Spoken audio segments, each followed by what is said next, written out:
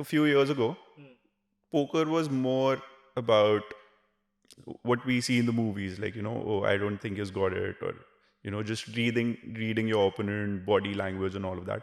Now it's leaned a lot more towards strategy, game theory, optimal. So there are tools available that we use to study, changes your mindset, makes you more analytical, your thought process more analytical, a lot more, not based on results, but mainly on the process. You know, hedge fund managers, a lot of lawyers, a lot of stockbrokers would play poker and find it intriguing because it's very helpful in all of that as well.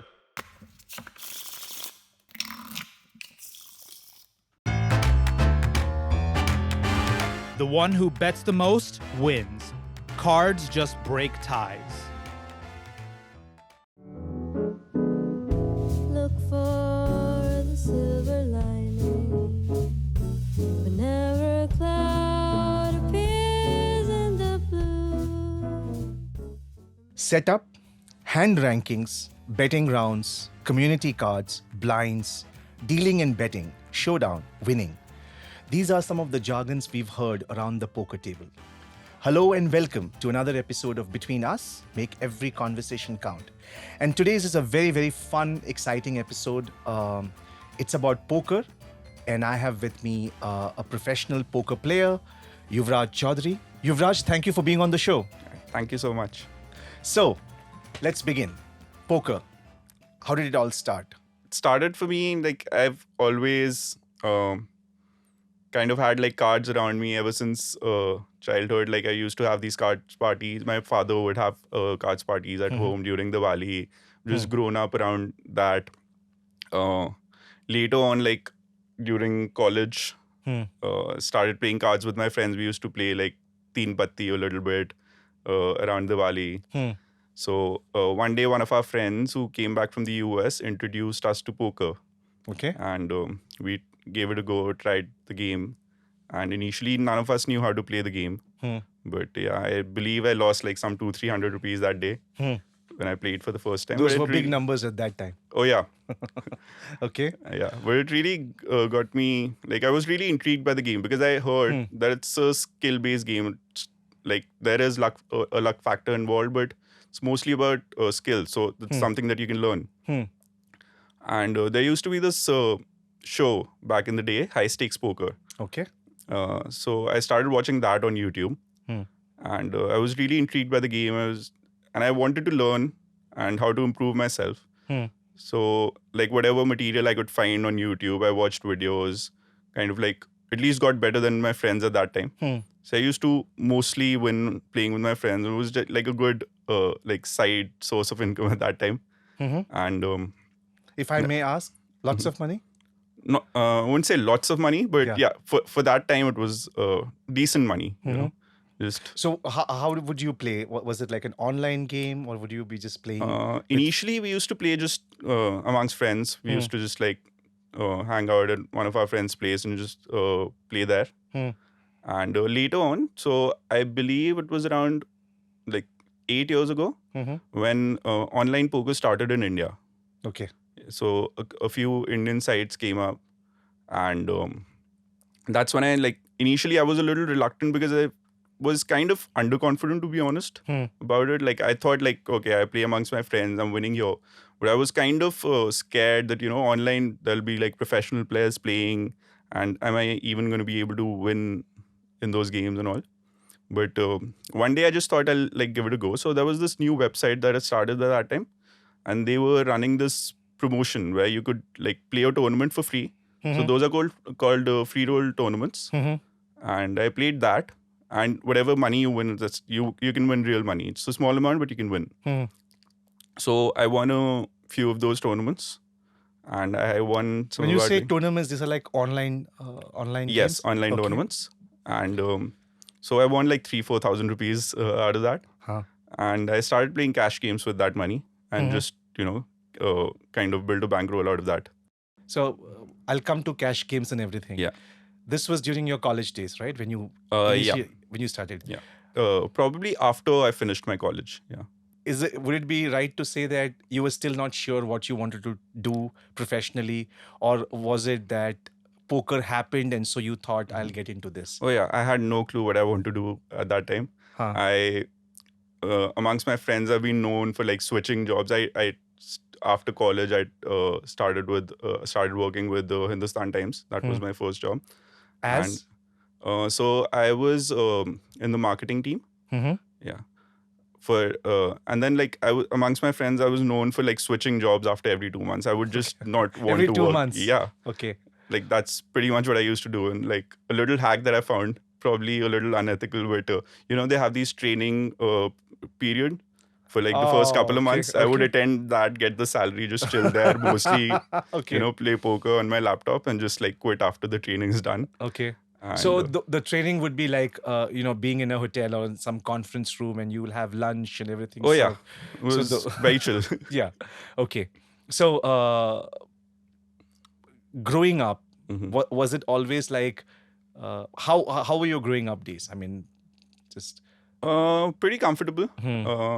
Yeah, I've had a good childhood. A very comfortable childhood. But after that, like my family did have some issues. When like my father, he had his own business, and there were some issues after that, like during my college days. Mhm. So that was a bit of a tough period financially for us, Mhm.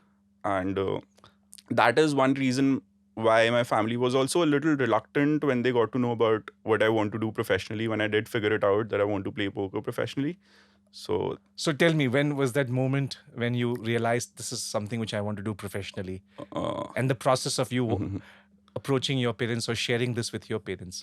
yeah. So I'll just give you like a little a broader picture of the story. Yes. So to Yes. get to the point. Sure. Yeah. So once I started playing online poker, I didn't really know myself if I would be able to, play professionally. I didn't really give it like a very serious thought. Mhm. It was just like good side money for While me at the- that time. While the hacks was going Yeah, on. while I was trying to probably figure out what I want to Huh. do. But I did always consider if this is something I can do professionally. But at that time, I guess even I didn't know that, this could be a profession. You could actually do this professionally. And so I just kept, I won a satellite tournament. This is probably what I would say kind of kickstarted my poker career. So there was this promotional tournament running on a website where if you win, you get like a free trip to Goa. You go to the casino there. They pay for your buy-ins for the live tournament there in the casino. Okay. So You'll have to explain me a little bit about buy-ins. so buy-in is like the money that you pay to enter a tournament. Okay. And all the buy-ins are gathered together in a pool, and that is the prize money for the tournament. So that becomes the Okay. prize pool. Okay. So that was sponsored by that website because I won that tournament. And I went to Goa, and there I met like a lot of people, a lot of poker players. Some were professionals, and made a few friends. Then I kind of got to know what being a professional poker player is like. And this is something that can be pursued professionally. And luckily there I've met a few people from like one of India's biggest website, poker website, Adda 52. And the CFO, I believe he was the CFO for that company at that time. I met him, and we were just talking during the break time. And he got to know that I live in Gurgaon. Their office is in Gurgaon. And he offered me to come see him, and offered me a job at Adda. And at that time, like what I was kind of doing is like I would make some money in poker. It would go well, but then like I would have like a losing streak, a bit of a downswing. Then I would again do that hack of mine, like take a job for 2 months. And so they offered me that. Then I realized that, I like poker. This is one job that I can probably, be more interested in, probably stick to it. So I took up the offer, went to meet him here, and I took the job, worked for Adda for a little while, and got to know, learned a Little lot. wide would mean? 6 months. And but that job taught me a lot of things about poker, kind of got to know the industry a lot more, made a few friends in the industry. because my job profile was also kind of going to Goa and, during the tournaments there. Um, so that helped me a lot. And but during that time, I was also obviously playing poker on the side. So I was doing well with that. And after a point of time, I realized like this is something I can do professionally. And yeah, then I left that job as well. And since then, That's when you went back to your parents and said, okay, I want to pursue this. not then. So Okay. there's a bit of a story there as well. Uh, so I used to live by myself at that time, Mhm. and I didn't tell my parents that I've left my job and everything. I told them that I'm still working for this company. They didn't know much about poker at that time. I never told them that I've left my job and doing this full time. And after a little while, I did tell them eventually when I'd made decent money. I was kind of okay telling them about it. And one day when I did tell them, they were a little reluctant at the start. It was kind of easy for me. I've heard stories of people who have had like a really tough time explaining to their families about poker. But yeah, so I just showed my dad. I opened my PC and like opened up a few tables and wanted to just show him how it works. And he used to play cards, so he probably understood. Yeah, luckily I had like a very, very good session at that time. I mean, I just wanted to show it to him for 5 minutes. I played for 5 minutes and won like some 50,000. And he was like, okay, if it's that easy, yeah, you can do that. So that wasn't a big challenge for me. But this is one thing that I've heard from a lot of people. Like sometimes some young up and coming players would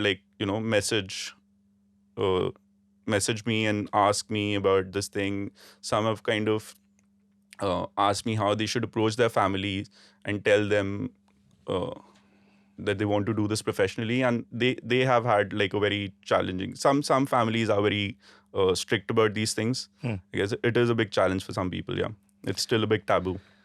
If I were to ask you this question, what does poker mean for you? And how has it helped you? I mean, has it helped you evolve yourself as a person? Or is it just been the table and that's it? No, definitely has helped me a lot. I would sound a little filmy here, but I would say it means everything to me. I mean, it is something that I love doing. I was very passionate about, and I was lucky enough to make that passion my profession. It has given me a whole new life. Everything I have, Apart from the financial part. yeah, even that.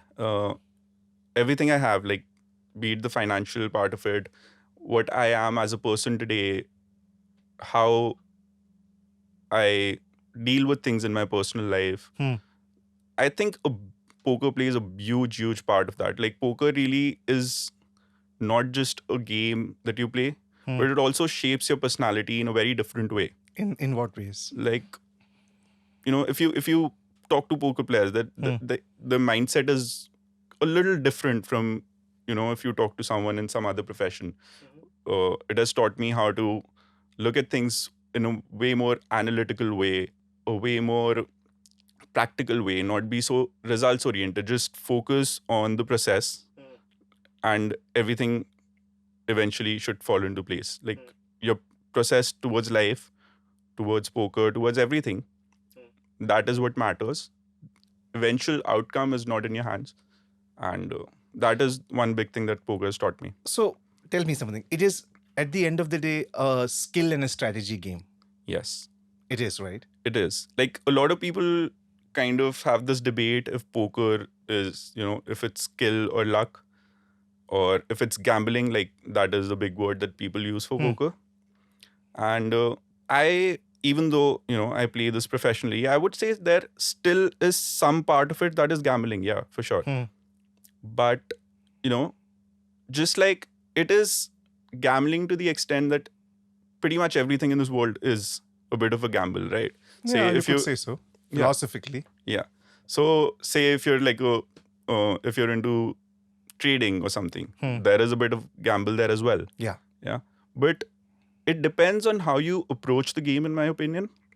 So if you just like go and just, want to play, gamble, take a risk and try to make a lot of money in one session, then for sure it is gambling. But if you're putting in the time into studying, if you're trying to improve your game every single day, learning new strategies, approaching the game in a more calculated risk way and a more strategic way, then in the long run it isn't gambling, because obviously there is going to be variance when it comes, like, you could say put in your money like 60-40 ahead and still lose. So there is that luck part of it, like, you were more favorite to win. But if you see it technically, it's not like the other guy also had like 40% chance of winning, or not even that. But in general, even if you do everything right, so this is one brutal part of the game. You could do everything right and still lose. But if you do everything right in the long run, eventually the variance is going to even out, and the person who's doing better, whose strategy is better, is going to win eventually. Kind of like how the essence of life is, isn't it? Exactly. So tell me about the industry in general, the kinds of tournaments you have. And I know that you are not a tournament player, right? You're more of a cash player. Yeah. The difference, how does the industry work? So it's relatively quite a new industry, it's growing quite a lot. And right now there are like a few big websites. I'll name a few, like Adda 52, Pokerbazi, Pocket 52. These are three of the most the top ones right now in the country. And it's quite a small industry right now, but a very like everyone knows everyone kind of an industry. And so it's growing a lot. So the two parts, like you asked me, the cash game part and the tournament part. So tournaments is where you a lot of people go buy in for a certain amount. Say there's like a 1,000 rupees entry. Okay, you pay the 1,000 rupees. Say 100 more people pay. So there are like a total of 100 people. So the prize pool becomes 1 lakh. And then everyone gets like a certain amount, a particular amount of chips. So everyone say gets 5,000 chips. That is not real money. That's not 5,000 rupees with chips. And then everyone plays. And once you're out of your chips, you're busted out of the tournament. Eventually, there's going to be a winner. Okay, the last man standing would win the tournament. And the prize pool is distributed, say, amongst like the top 10% of the field. So out of the 100, if there are like 10 people left, the prize pool, according to their position, will be distributed amongst the 10 players. Cash games, on the other hand, is where I go sit on a cash table with my own money, and we all play with that money. And kind of like how it works for Teen Patti, right? You win money, you can get out whenever you want, take your profits. You could lose the money, you can buy in again. In the tournaments, you're busted, you're out of the tournament. But cash table, you can buy in again. Okay. Yeah, so that's the major difference between cash games and tournaments. And yeah, so like India has quite a big community of, I wouldn't say big, relatively. About quite 1,000 probably? Probably, yeah. Should be around at least 1,000 professional players. But otherwise, like I would say that at least like 20 to 30,000 people playing in India. Okay. Like some are recreational players just playing for fun. So yeah, but for professional, I guess there'll be around at least 1,000 professionals in India. Okay. There is always a taboo or a stigma attached to it, right? Yeah. What are those, and do you think there is a way to navigate out of that? Yes. So the taboo part, like I told you, my family was pretty chill about it. They didn't have that big of a problem when they got to know that I'm playing professionally. But India mein jaise hota hai, the society part of it, the relatives, that is always going to be a bit of a taboo. I've seen like my dad talking to his friends would, like, even though at that time I was playing full-time professionally, they would just still tell their friends, oh, he's still working with this company and doing poker on the side. It's still a little uncomfortable for them to tell. Now it's different since the past few years. But initially it was like that. It's a bit of an uncomfortable situation for them to explain to their friends and relatives what I'm doing. And, and also just the gambling part of it, the conception that poker is gambling, because that is a big taboo everywhere, I believe. So that is, I believe, the reason. And there is for sure a way out of it. Mm-hmm. Like for me, what worked now, like I told you, my parents are not that they'll very proudly tell people, that I'm doing this well. They'll show my poker results or whatever to their friends and very proudly tell them about this. So I guess one big part of it is people doing well, um, especially on the global stage. Like some of my friends who have done really well in like international tournaments. So kind of, giving our parents, our relatives that opportunity to understand and to be proud of the fact that, this is something where we're doing well on a global stage as well. And I guess with time, all of that should really help into changing this mindset in India. Are there women players in poker? Oh, yeah. So that is another big part. Like there are a very few women players. In India? Yeah. Even outside of India, in general, Okay. in poker, I believe this is a big topic as well. There aren't enough women players, even though some of them have done exceptionally well. Even some of my friends, like there's this girl Kanchan, she has done really well in tournaments. So that part of women not playing poker well enough, maybe there are people with that regressive mindset who would say, oh, women can't play poker that well, that's why there are not a lot of women in poker. But clearly the ones who have played have kind of proved that wrong.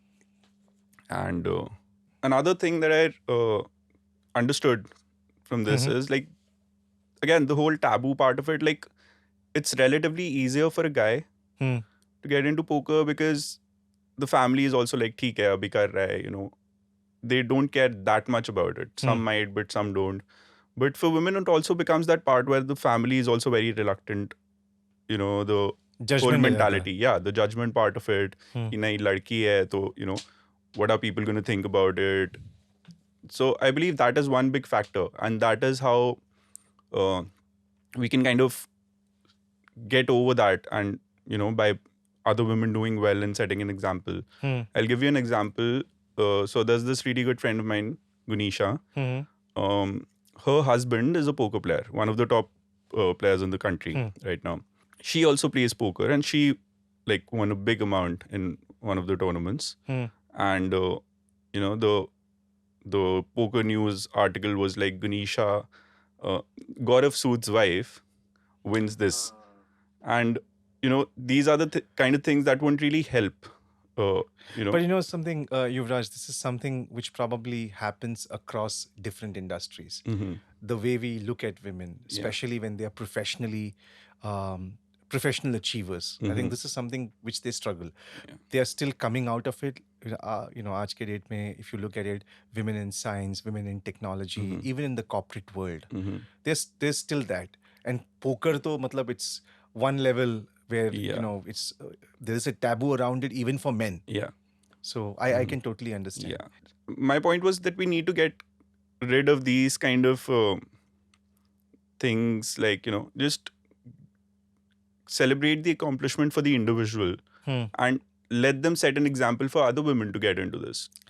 I'll probably take a step back and ask you this question: is that how is it that we can get more and more people and society in general, and I know you can't speak on behalf of everyone, but make this more acceptable?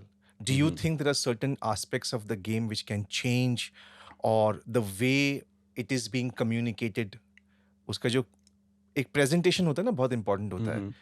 How do you think we can do something about it to make it more acceptable across?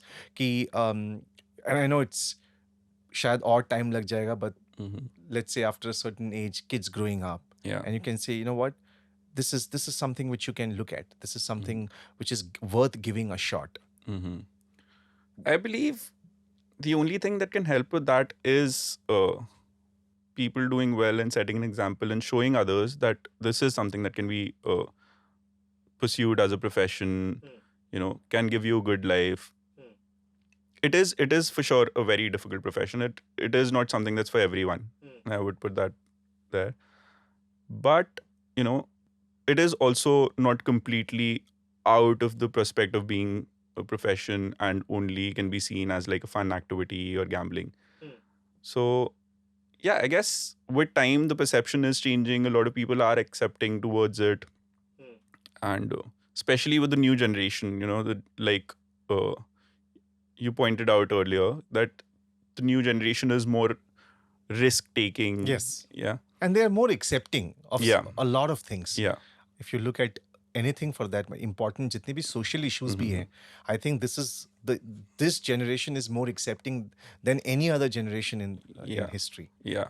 And even if I relate it to some other new professions, I would say just like online gaming, other games that people play. I was there are about a to lot- come to that. Yeah. Yeah. So there are a lot of people pursuing that professionally as well, doing really well. So But you feel that taboo around online gaming is not as much as in not poker? as much. The gambling part is not there. So I guess that is the reason. Tell me, playing cards, Hmm. during Diwali time, the whole celebration, family coming together. Yeah. What are your memories of that? So, like I told you earlier, there used to be cards parties during Diwali at my house all the time. I wasn't allowed that mostly. I would just be sent out of the room or something when I was too young. But I have this weird memory. Okay, so one time I went there and I accidentally touched one of my uncle's cards, and he won that hand. I didn't even know what happened. Good luck, He chum. gave me $100. Huh. And then some other uncle was like, "नहीं, मैं 200 देता हूँ, तो इधर आ मेरे cards touch कर." Huh. And then by the end of it, I was getting 500 rupees just to touch cards, and I was like, "This is easy." I guess that is what inspired me to get into cards. That was easy money. So there are two things which I would absolutely want to ask you. One is, of course, I would love you to explain to us the game, the cards, how it works, some of the basic rules. Yeah. You don't have to share all your tricks in terms of how to win. But Diwali aa rahi hai. If anyone out there in the family, they are playing cards, Yeah. how do you think they could probably have an upper hand if you can share that? That's one part I want to discuss. The other is the skill and strategy part of the game. I think that's something which is very important because that goes way beyond just poker itself, Yeah. right? Yeah. So let's begin with poker itself, the cards. मैं देखा है कि आप कुछ cards लेके आए हैं. You've got a deck right here. Yes. So I can quickly show you how the flow of the game goes. How maybe deal one hand and show you how it's played. Yes. And for a layman like me, just to explain me what it is. yeah, we can do that. Yeah. So I'll just walk you through a hand that happens, how it's played and how the game flows. Okay. So I'm super excited, by the way. yeah. So we'll use these 3 chess pieces here because this is what we have right now. So this will signify the button, so the dealer position. Okay. Then there's the small blind and the big blind. Say the stakes we're playing is 50-100. So the small blind is going to put 50 rupees here. The big blind is going to put 100 rupees here. Okay. That is what starts the game. The first card goes to the small blind, then the big blind. This is how we start dealing, from the small blind first. Okay. And whoever the other player is, say there are 5 people playing, and the last card goes to the dealer. And then one more card each. And this is the basic of Hold'em. Okay. That's one variation of poker. And now the game starts. The first betting round would start. The first one to act is the person on the left of the big blind. Okay. Okay, so now the person can raise, call, or fold. If the person wants to call, they need to put 100 rupees in it. If they want to fold, they don't want to put any money in, they don't think their cards are good, they can just fold. जैसे pack होता है 3 पत्ती में. Or they can raise. Say the person thinks the cards are good, they raise it to 300. Now, if this person wants to call, they need to put 300. Okay. Okay. Or they also have the option to fold. Or they can even raise, make it say 1,000. Okay. Suppose they don't feel their cards are good, they fold. Right. Now the same option is for the button. They can raise, call, or fold. Say they don't want to play, they fold. Now the big blind the small blind has put 50 rupees in already. Now they need to put only 250 more. They basically need to match the previous bet. And they also have the same options, raise, call, or fold. Fold. Yeah. Say they also fold. And now the big blind, they need to put 200 more because they've already put in 100. Say they want to play, they think the cards are okay. They put in 200 more. And now the pot has a total of 600 rupees. And then we go to the flop. The flop is we burn one card and there are 3 cards that would open. So now there's another betting round. Now the first to act would be the big blind. If there was the small blind in the hand, the first would be the small blind. After the 3 cards have opened, the betting round always starts from the person on the left of the dealer button. So now they can either check. Checking is when you don't want to put in any money. Okay. Okay, they can check or they can bet. If they think they connect with this, let's just see what they have. We'll play from their point of view. So they have pretty much nothing right now.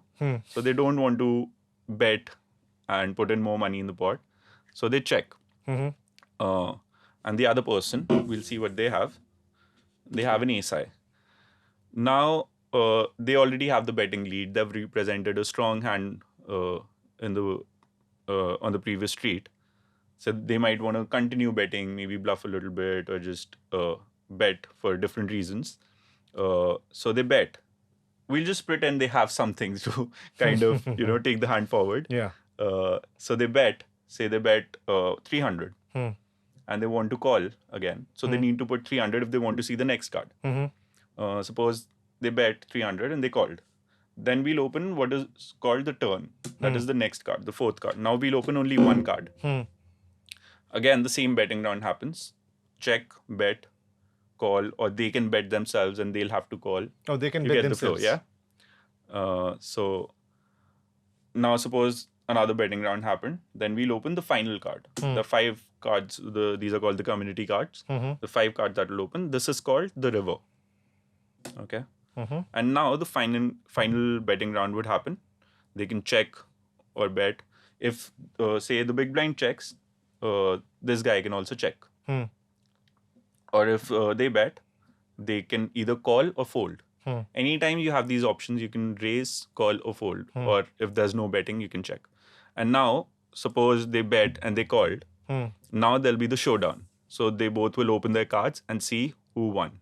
And according to like different hand rankings, they get to know who's won the hand. Here, the big blind will win with a pair of 7s. So they have a 7, there's a 7 there, they make a pair of 7s. This is basically how the flow goes, like how a hand is played. Yuvraj, thank you so much here. I can't say I know the game completely, but kuch to samajh mein aa gaya, honestly. Yeah. I See, now you have a new game to play Diwali pe. Yes, my cousins would be extremely happy. Mom would be very happy. We have a chessboard right in front of us, Yeah. right? Which is purely a skill and a strategy game. I think to a large extent, poker is too. Yeah. Can you talk me through the skill and the strategy part and how in many ways it has helped you shape your own life? Yeah, ऐसे क्या aspects do you feel which can help us in, evolving ourselves? If you can share that with me. Yeah, like chess is the perfect example to explain this thing.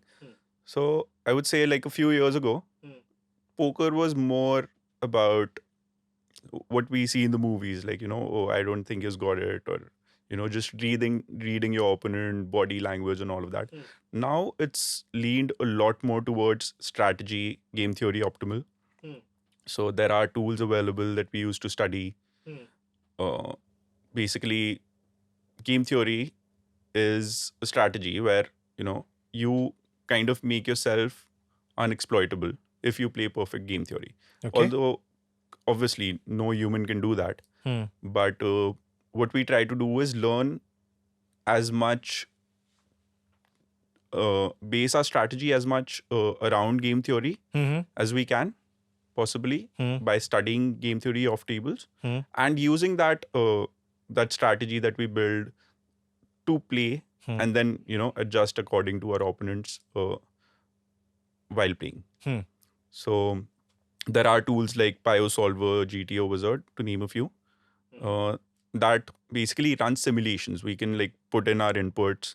These are the stack sizes. These are the ranges that the opponent can have, and these are our ranges, the possible hands that we can have, and then the solver would run simulations and give us results that we can study and use that to build our strategy to play poker. So this is basically what the studying part of poker is about. And your other question, how poker, the poker knowledge kind of helps in other aspects of life. That is something that I kind of touched upon earlier as well. Ki, in general, it kind of changes your mindset, makes you more analytical, your thought process more analytical, a lot more, not based on results, but mainly on the process. So that is something that I feel is very helpful in life for everyone. There is a reason a lot of, hedge fund managers, a lot of lawyers, a lot of stockbrokers would play poker and find it intriguing because it's very helpful in all of that as well. In what ways? Just to say like a stock trader, the risk taking capability, just the analytical part of it, say, I'm not going to be based so much on results, but rather my process. If I know something is right, I have to do what's right instead of, letting my emotions kind of get in the way and taking my decision based on those emotions. That part kind of goes away and you build this thought process where you're just focused on the process.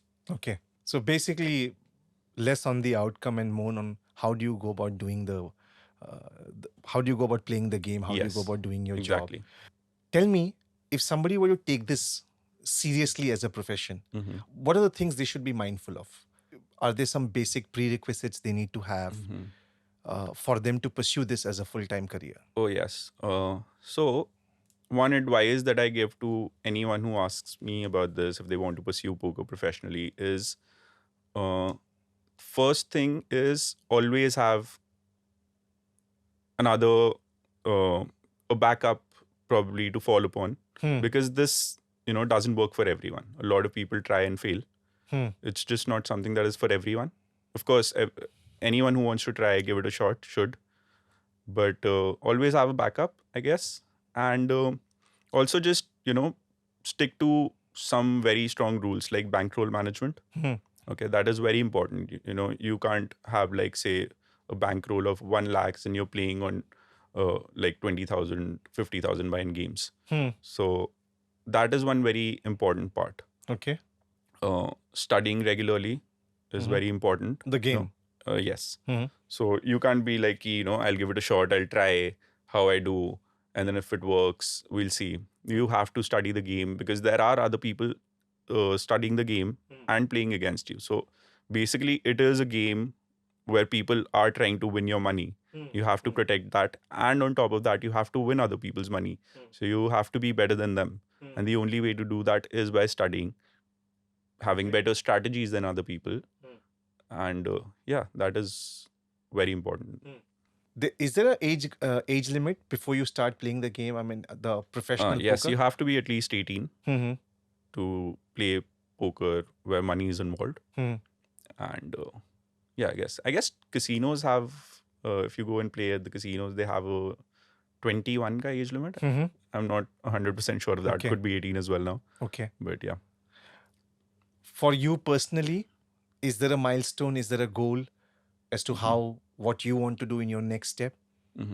I believe in having like goals not related to money, like monetary goals. I don't want to have that because that kind of, changes your mindset about things a little bit. I would rather have goals like what I want to accomplish in terms of other things. And, the moving up the stakes, playing bigger games. Okay. Maybe like study goals that I have to, study this much every single day. These are the kind of goals I like to set instead of, I want to win this much money this year. Yeah. Then again, like that kind of, like if I think that I want to win this much money this year. That is again me being results oriented. That is something that we don't want to do. You did mention to me sometimes earlier that you're probably looking at a World Series participation. Hmm.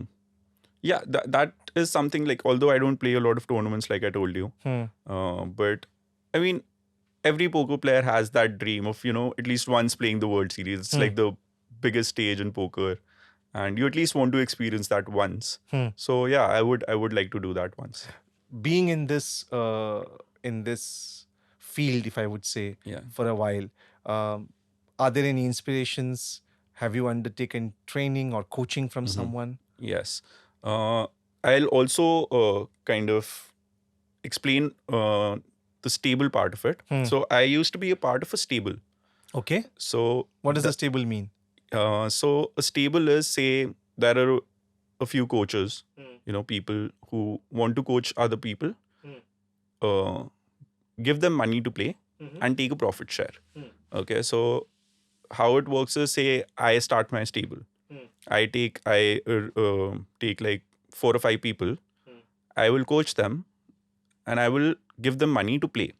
Whatever the Okay. profits are, I take whatever part we decide, like say 50% of the profits I take, and they take the rest of the profits. So it's a very helpful thing for someone who's starting off, who wants to pursue this professionally, maybe doesn't have the kind of investment they need to play, but are decent enough with the game, are willing to learn. So it is something that can be very helpful for an upcoming poker player. When I was starting off, we didn't really get to that part of the story when I told you I joined that company, Adda 52. From there, I met a few people who got me introduced to a stable. And it's not there anymore. They've shut down their operations, but it used to be called Indian Poker Pros. And it was run by, he was my first coach, Abhishek Rathore. He was the one running the stable. And that is how I kind of, like, that is what kickstarted my poker career. And me not having that was a very good resource to have, someone to coach me, someone to kind of teach me how to play. And also the financial part of it's much easier when there are people investing, and then you don't, that part of that mental pressure of losing money takes that burden off, and you can play with more mental peace then. So, Yeah. what exactly is the role of a coach here? So Is it like if you're in a tournament, your coach is with you? no, that doesn't really happen. That's actually not allowed Yeah. in poker. Yeah, I'm just that's why I'm beginning to see. Yeah. So basically, it's like, they could review my hand history. So we have poker trackers that we use while playing online. So that kind of records our hand history, and we can replay hands, and kind of like a coach would go through my hand history, pick out the mistakes that I've made while playing, point that out, and kind of tell us how to kind of fix those mistakes. And it also is like, it depends on the coach, what's their method of teaching and everything. But some could probably be more into the solvers that I talked about, and teach you how to use the solver better. And then these are the kind of things the coach. So, apart from Abhishek Rathore, are there like world champions or players or coaches who you take inspiration from, you have interacted with at different forums? Yeah. So one guy that really inspires me is Linus Loliger. And he's one of the best cash game players in the world right now. And another person that I really follow is Peter Clarke. And he's a coach, and he is really good with coaching. He's not like a huge high stakes player, but just his method of coaching and all of that is very good at it. So, we do have such inspirations in poker. Yeah. How large is the industry in terms of, simply the poker industry? Do you have numbers like from a market perspective In India or in India and globally? globally, it's quite big. I would say like a few $1 billion at least. In India, it's still growing. It's not as big, but at least a few $100 million. Do you think that there are challenges for for this industry to grow apart from the stigma and everything else? Mm-hmm. Do you think the industry needs support from policymakers, from government to make Oh it? yes. I guess like it is very important at some point to distinguish poker Mm-hmm. from gambling and recognize it as a skill game, because there are a lot of other parts of it when it's categorized under gambling, like the tax part of it. Gambling is taxed in a different way. The taxes are very high, and here people are trying to make it a profession, and putting in their time, their money, their resources into it, and using their skill basically to win money, to earn money. So it should be recognized as that, and not just gambling. And So are the taxes very, very high at this point? And is that an entry barrier? yes, that too is a big part of it, because like the taxes are like 30%, and in fact effectively it's even more than 30% when the whole ITR is filed. So, I mean, just correcting my understanding, does that mean that as a poker player, let's say you don't win, let's say you win a very small amount, Yeah. will you still be taxed that Oh much yes. amount of money? Yeah, even if I win 10 rupees in the whole year, I still have to pay 30 rupees. Okay. Yeah, and also there's like the new tax rule, the 28% GST on gaming and everything. That has hit the industry quite severely. I mean, You said gaming industry. Yeah. Now, poker also comes under that? yes. Oh, okay. Okay. Yeah. So initially, we were also thinking it might just completely kill the industry. But I mean, I won't talk too much about it because, it's just a very new thing right now. We don't know much about it ourselves. So I wouldn't like to talk too much about it without having complete information about it. But yeah, I mean, at some point, we do need poker to be recognized as a skill game and not just come under gambling. And maybe I was just thinking, you have these strategy board games Yeah. which corporates use. Maybe they could probably even look at poker from a strategy perspective, from as a strategic Oh yeah, game. that happens. That has been happening. There are a lot of corporate events. So corporates would organize poker events for their. Oh, is it? Yeah. Okay. I mean, I don't know lately how many events have been happening, but I have heard of a few happening in the past for sure. Yeah. So if any corporate needs, Yuvraj is there. Yeah, Should I say that? Could be if there's a good opportunity, maybe. Okay. Yeah. Also, even in like a lot of colleges have been teaching poker lately. There are like MIT has a poker course. Even in India, I'm not 100% sure, but I think IIM they have a poker course as well. Oh, So they have a poker course. Yeah, Oh, they okay. have been teaching in the colleges how to play poker and how to use that even in other aspects of life. So that's a good That's step for interesting. the community. Yeah. So with the taxes coming down, more and more awareness of the game, Yeah. involving even women into the game, you see this could be an interesting career option. Definitely. I think, with all of these things, hopefully in the future falling into place, it could grow quite a lot as an industry. And also, the other part of it's just like, when an industry grows, it helps the country, it helps the whole economy. It's not just, people playing poker. There's so many jobs that are created, so many people working for these online poker companies, for the casinos and everything. So that is a big plus as well, I guess. So Yuvraj, any final thoughts from any message for the people who are excited about the game, people who want to pursue it, and in general, how poker has changed you? I guess I would just say that it's a great game. It's a great game to learn a lot of things from. Like I said earlier, it could really help you with other aspects of your life as well. It's not just, play the game to win money and all of that. It's a great game. Like at Diwali, you could just this could be the new game that you play with your friends, with your family. For me, for And- sure, yeah. And learn something new. Okay. So, Yuvraj, thank you so much for coming. This was interesting. Between us in our podcast, we've been having some really, really serious topics, some fun topics, and this one definitely is a fun topic. I hope a lot of us, including me, have learned a little bit about poker. At least it has pushed me into probably doing a little bit more research and maybe check out the game when Diwali comes in this year. So thank you once again for your time. So that's it from our end. I hope you enjoyed this. I certainly have been nudged to learn a little bit more about poker. As Yuvraj mentioned, it's not just a game. There's a little bit of skills. There's a little bit of strategy. Colleges are introducing courses on poker. So I guess with the right kind of awareness, this could be something which would be the next big thing for our economy. On that note, thank you for listening in. Stay safe. See you next time. Thank you for listening to the Between Us podcast. This episode was recorded at Ferris Wheel Studio in Gurgaon.